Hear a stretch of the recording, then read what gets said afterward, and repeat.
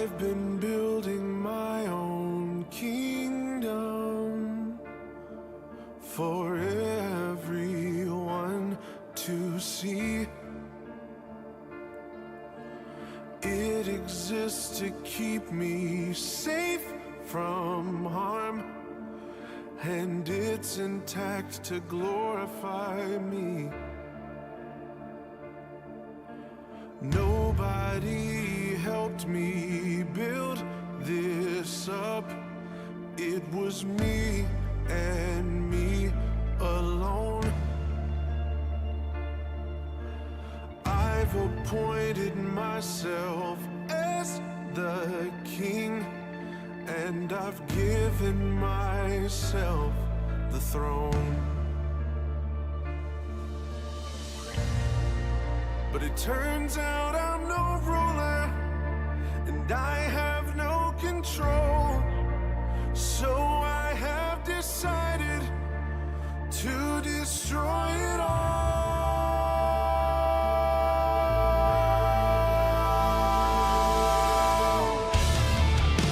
I'm tearing down the walls, kicking down the doors.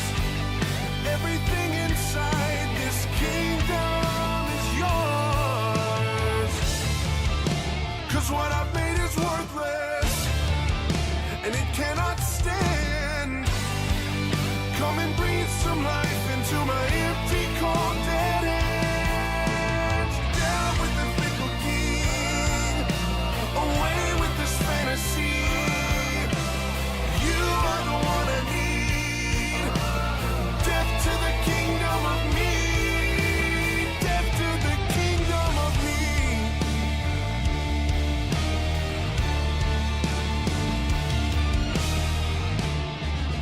I should probably be frightened. This empire's all I know, but it always does more damage than good. I'm afraid it's gotta go. I know that I can't be trusted, 'cause I'm just a man. And if you hadn't given your life for me, a loser would be all that I am. You know they say just follow your heart. I'm afraid that's a load of trash. Your heart will take you down to deep, dark places where you feel like you'll never come back. So I'm coming out of the dark. This facade is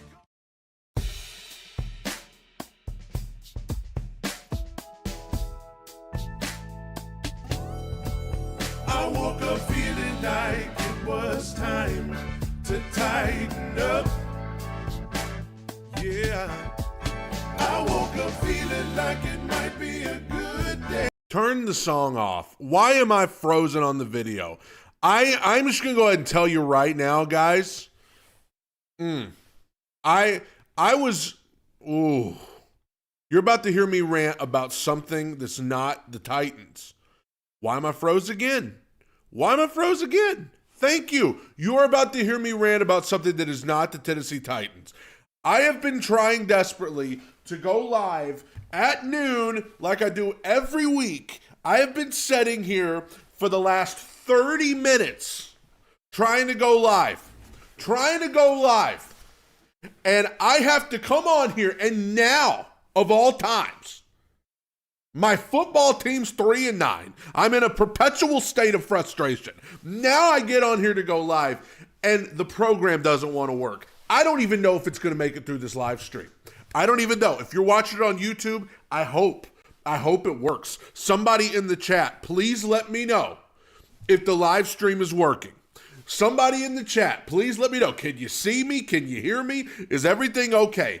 I was actually in a pretty good mood to come on here and talk about this Titans-Jaguars game and just laugh and talk about how ridiculous it is. The 2-10 Jags, the 3-9 Titans. Let's all laugh at how ridiculous this game is. And then for 30 minutes, I have to sit here and keep trying to go live. And this stupid thing keeps telling me that it's got a good connection, but then it doesn't have a good. Oh, I need to calm down. It ain't worth it. It ain't worth it, bro. It ain't worth it. It's just, Nathan in the chat said it best. So much good content on the channel that other teams are trying to shut me down. Somehow, some way, this is Anthony Richardson's fault. Welcome to the Two Tone Talk by God Pod. What episode even is this? 126. I've got a couple of announcements. For you before we get into today's pod.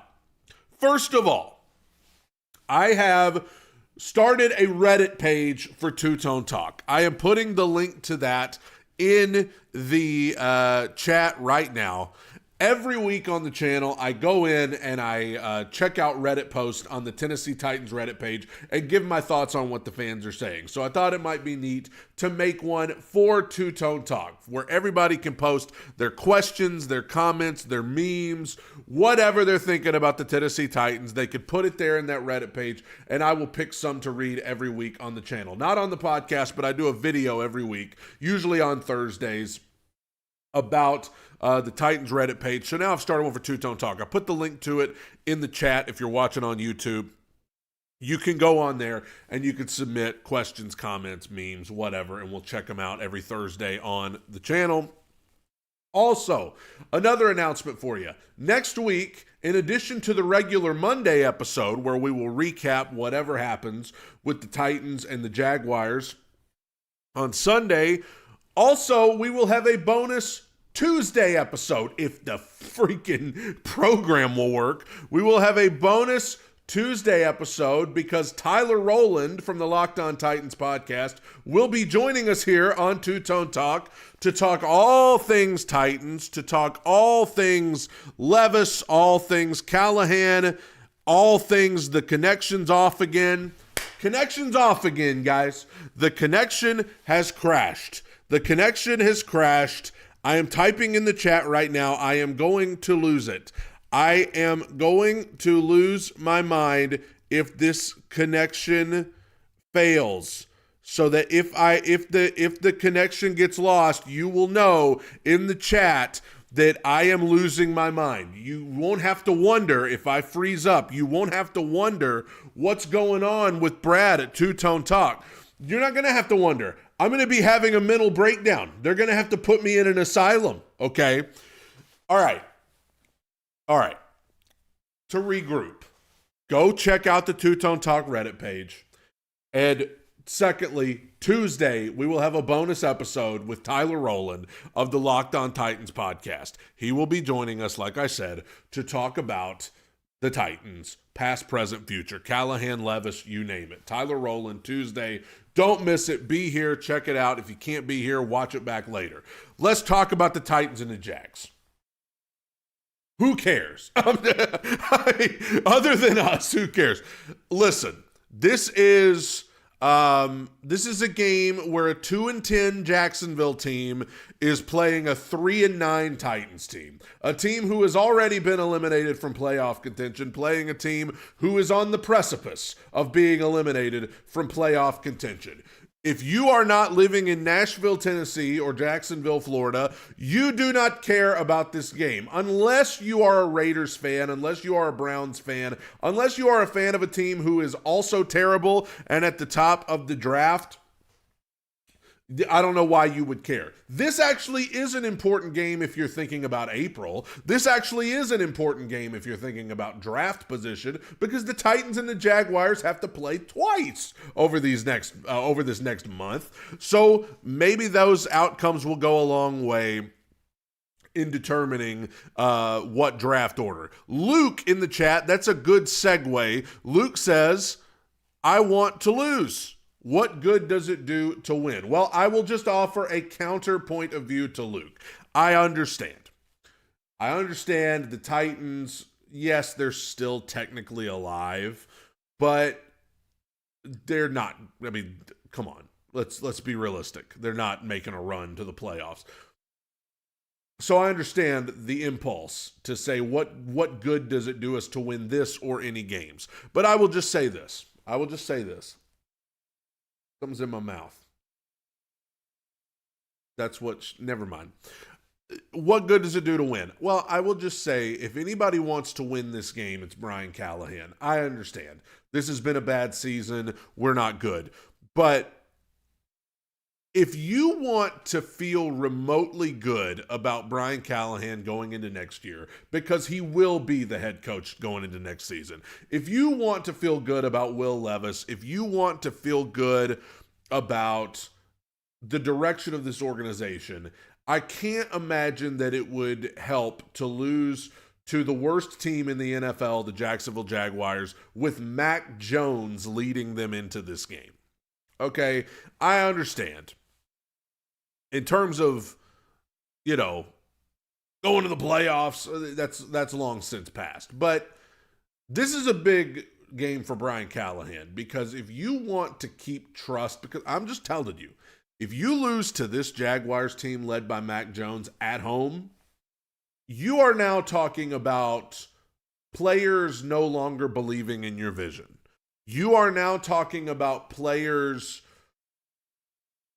who are going to be out. I mean, that's the kind of thing that loses the locker room. If you lose to the Jacksonville Jaguars led by Mac Jones at home, that now you're getting to the point where, okay, now we're losing the good favor of the players, which I know against Washington they came out flat, but against the Vikings, against the Texans, like, this team was fighting.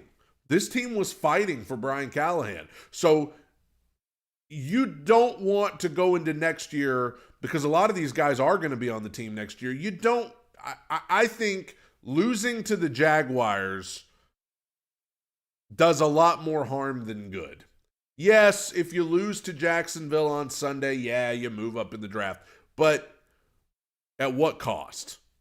At the cost of losing the locker room, at the cost of, if you lose to Jacksonville, now you are labeled as the worst team in the NFL. Sportacular in the Super Chat says, do you think Callie needs a better offensive coordinator? Someone who can help Callahan with play calling so that he can focus on being a head coach? A little Zach Taylor reunion, perhaps. I do think, Nick Holes is the offensive coordinator.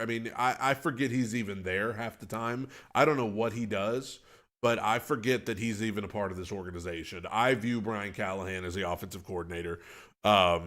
Also, be sure to click the like button, everybody. I view Brian Callahan as the offensive coordinator, play caller, whatever you want to call it. But I do see the merit in those who say, why don't we get a experienced offensive coordinator to come in and help Brian Callahan? I've seen people compare it to what the Titans did with Jim Schwartz years ago on defense.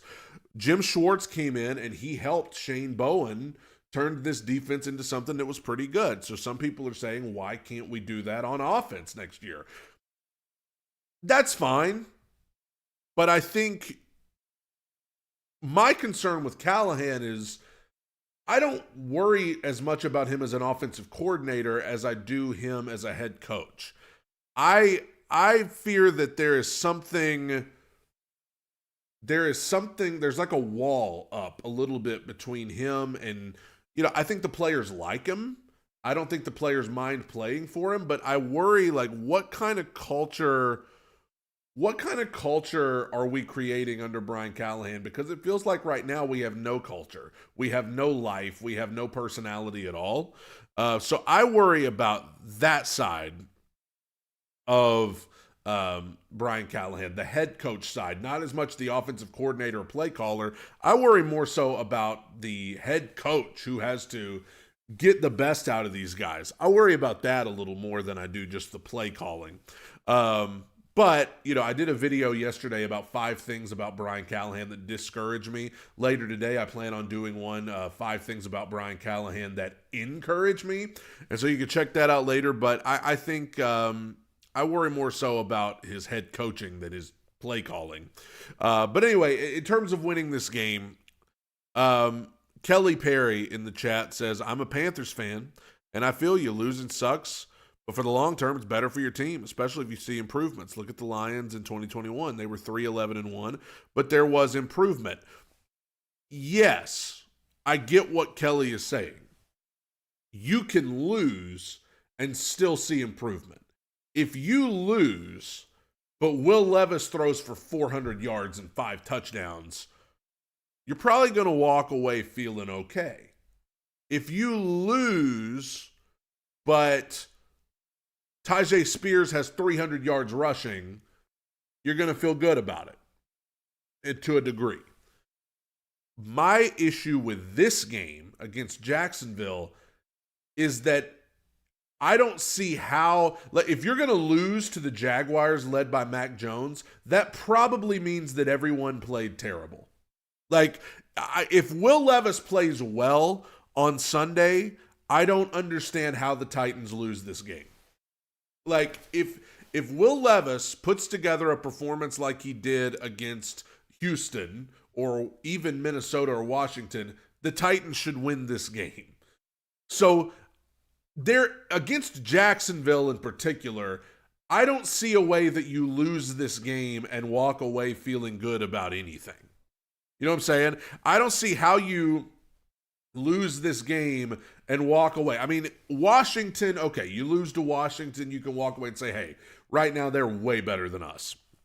You lose to Minnesota, hey, they're way better than us. If you lose to Jacksonville at home with Mac Jones, there are no positives to that. I'm sorry. There are no positives to that. You walk away saying, okay, so now we are the worst team in the league because we just lost to the worst team in the league. And I don't think just talking about draft position is going to be enough to make anybody feel better. Like, if you lose to Jacksonville at home, I don't think it's going to make anybody feel better to say, hey, we moved up a few spots in the draft.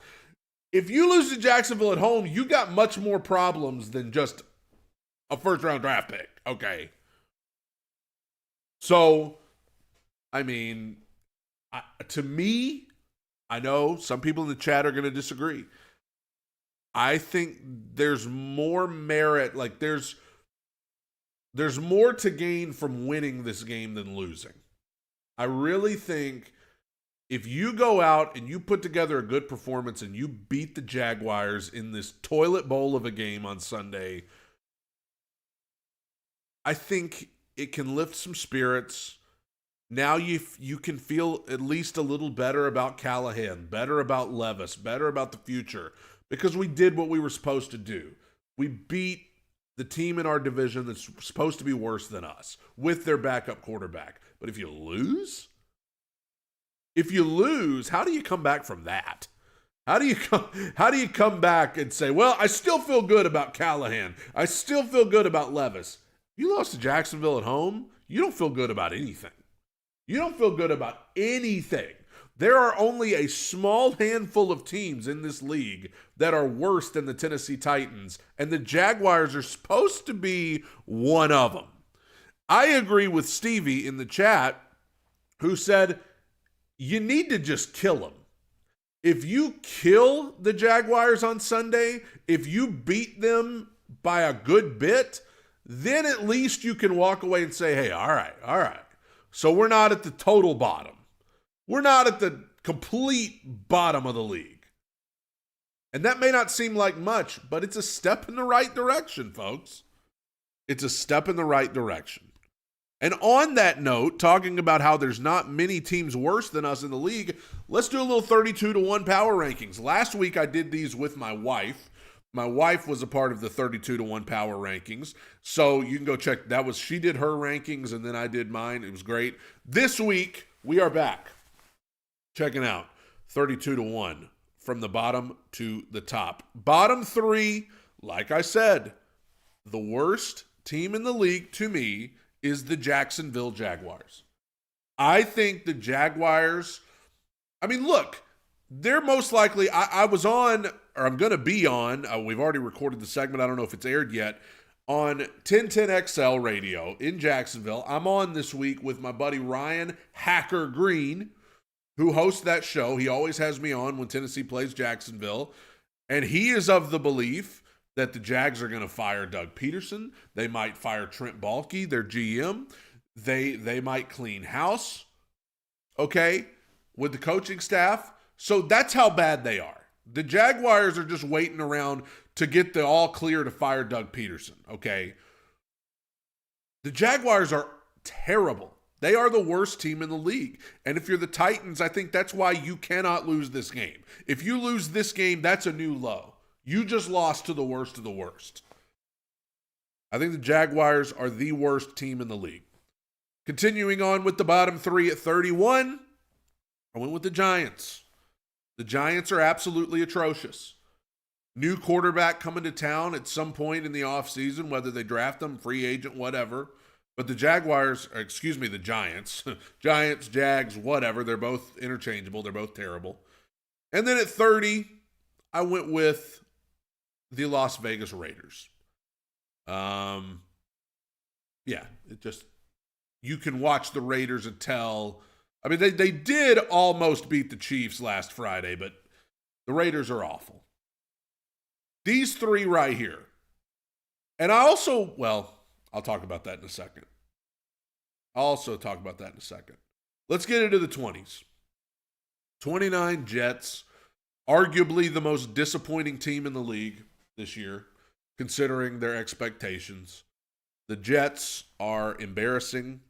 I think Aaron Rodgers needs to retire. I saw where one of his ex-girlfriends said that she still has trauma and bad memories from her terrible relationship with Aaron Rodgers.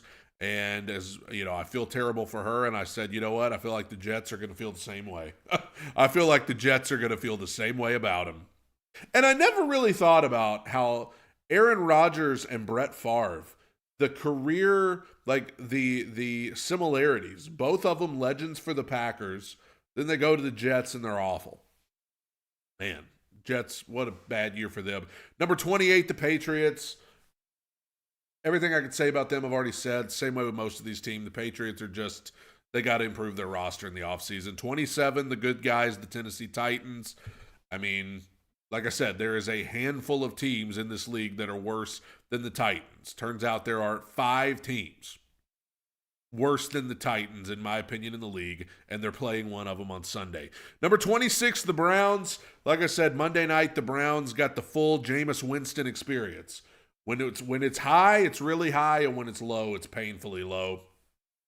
The Browns are quite bad overall, but you know what? I gotta wonder if the Browns, depending on where they end up in the draft, let's say Shador and Cam Ward are already off the board when the Browns get up to draft. You got to wonder if they would just run it back with Jameis next year. If they're not sold on anybody in the draft, do they just say, hey, Jameis, you get a year? I don't know. Or, I mean, I guess they are paying Deshaun Watson a lot of money. They could just go with him again, but yikes. Number 25, the Panthers. I like what I'm seeing from the Panthers right now. I like what I'm seeing from Bryce Young, and I'm going to ask Tyler Rowland about this on Tuesday when he comes on. Bryce Young, Will Levis, and yes, Anthony Richardson, every single one of those guys, year 2 quarterbacks, were either benched or hurt. Richardson and Bryce were both benched. Levis was hurt and missed a few weeks. And ever since those guys came back into the lineup, they have been much better. I wonder if there is a case of sometimes it is good for these young guys when they start the season poorly, like Levis did, like Bryce did, like Anthony Richardson did.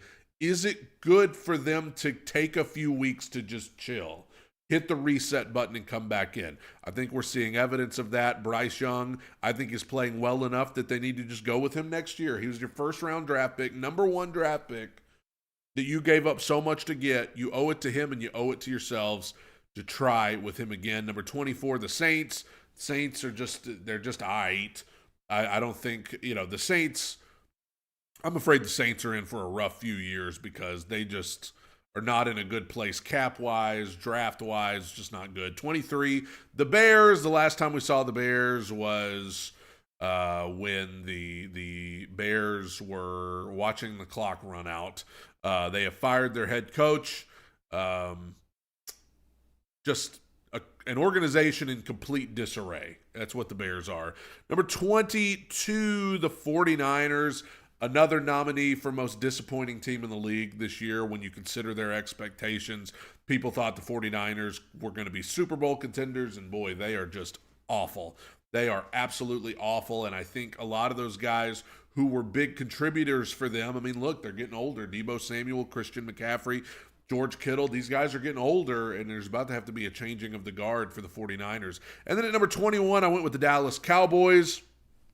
I mean, they're not going to make the playoffs, but they've played better the last couple of weeks, got a couple of division wins, so good for them. Let's go to the other side of the screen. Number 20, the Indianapolis Colts. Let me tell you about the Colts. The Colts still have a chance of making the playoffs. In fact, I would say they have a very strong chance of making the playoffs because they play the Broncos, who are 2 games ahead of them in the wild card race. If you can beat the Broncos, the Colts' last few games are against the Titans, the Giants, and the Jags.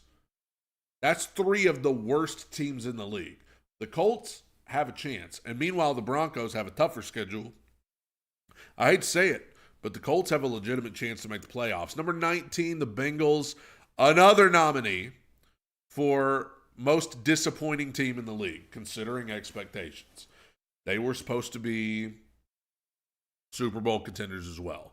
And Joe Burrow's played great. Jamar Chase played great. T. Higgins has been good. And they can't figure out how to win a game. So the Bengals are at number 19. Number 18, the Atlanta Falcons, who appear to be falling apart. They had that division in their grasp, and now they've lost a few. Kirk Cousins was awful on Sunday. They got a tough game coming up this Sunday. Falcons are watching that division slip away, I'm afraid. Number 17, the Miami Dolphins. I thought the Dolphins were going to make a run to try to make the playoffs. Doesn't look like it's going to happen. They are never going to beat the allegations that they can't play well in the cold because they can't play well in the cold. It's not just accusations. It is factual. Number 16, the Houston Texans. I'm still not sold on the Texans at all. I thought they did not play well against Jacksonville on Sunday. Everybody remembers the dirty hit, but they didn't play well against Jacksonville at all. The Jaguars almost won that game with Mac Jones. And I'm not sold on the Texans whatsoever. They're going to win this division, and I think they're going to get bounced in the first round of the playoffs. I don't think they are that good at all. Number 15, Arizona. This has been the most Arizona Cardinals season you could imagine. Up, down, up, down, up, down. And I think there's going to be more downs than ups. I don't think they're going to make the playoffs. Number 14, the Rams. Still think the Rams can make things interesting in the NFC West if the Seahawks slip up and lose a couple of games along the way. So I think the Rams can still cause trouble here in this late stretch. Number 13, the Tampa Bay Buccaneers. Some people say it's too high for Tampa Bay, but listen, with Mike Evans back, they're a better team. Baker is gritty. He's tough, plays well. I think they are well coached, got a good defense. And I think now they might be poised to win that division against all odds. Number 12, the Seattle Seahawks. The Seahawks are terribly boring, but they win. Mike McDonald doing a great job there. Geno Smith continues to fly under the radar, but he's playing good football overall. And the Seahawks, they can churn out ugly wins. And they're leading the way in that NFC West. Number 11, the Denver Broncos. Listen, not a big believer in the Broncos as a whole, but I'm a believer in Bo Nix. This man is playing really good football. Still think he has a chance to win Offensive Rookie of the Year. Yes, even above Jaden Daniels. Bo Nix has been very good. I think the Broncos are probably going to make the playoffs. And got to give credit to Sean Payton. A lot of people don't like him, but Sean Payton's done a great job there in Denver. I think he should be in the running for Coach of the Year, personally, and I'm not a big fan of him. Let's get into the top 10 with number 10, the Chargers. The reason I put the Chargers in the top 10 above the Broncos, I don't know if any team in the league can churn out ugly wins better than the Chargers. The Chargers can drag you down into the mud and make you try to beat them 12-10. It's not going to win them a Super Bowl this year. It's not going to get them to the AFC title game, but I do think they will upset somebody in the playoffs. They will ruin somebody's Super Bowl run in the playoffs. I could see it happening. Number 9, I went with the Commanders. I think the Commanders obviously got back on track with a win over the Titans. Quite a convincing win. The Commanders I think, probably a lock to be a wild card team, and we'll see how deep they can go. Number 8, how about the Baltimore Ravens? Ooh, the Ravens not exactly looking as strong as they once did. So we'll see about the Ravens. I've got them at number 8, but I don't think they're going to win that division. Number 7, the Steelers. Got connection issues. Don't know what to tell you. I hate this program. Number 7, the Steelers. Mike Tomlin doing a great job. Steelers could cause some trouble in the playoffs as well. Number 6, Green Bay Packers. Tough loss last night, but the Packers are still good, and they can make a pretty deep run in the playoffs. The Vikings at 5. Listen, they're reliable. They're consistent. They've won a lot of games. They're playing good football, and Sam Darnold's playing well. I got the Vikings at 5. At number 4, give me the Chiefs. The Kansas City Chiefs, who are 11-1, they don't look good at all, but you just know come January they're going to make a run. Mahomes is going to do his thing, and they'll be around because they are the Chiefs. Number 3, the Bills. I think they're the team to beat right now in the AFC for me. Josh Allen, MVP candidate. They don't have elite weapons on the outside, but he's good enough to make it work. Number 2, Philadelphia Eagles. The Eagles look like one of the best. They're Super Bowl contenders. I've been saying that for months now, and a lot of people forgot about them, but the Eagles are right there. And then number 1, the Detroit Lions. They beat everybody. Dan Campbell's a madman, but the Lions keep winning. Good for the Lions, and they are the best team in the league, and they've been number 1 for much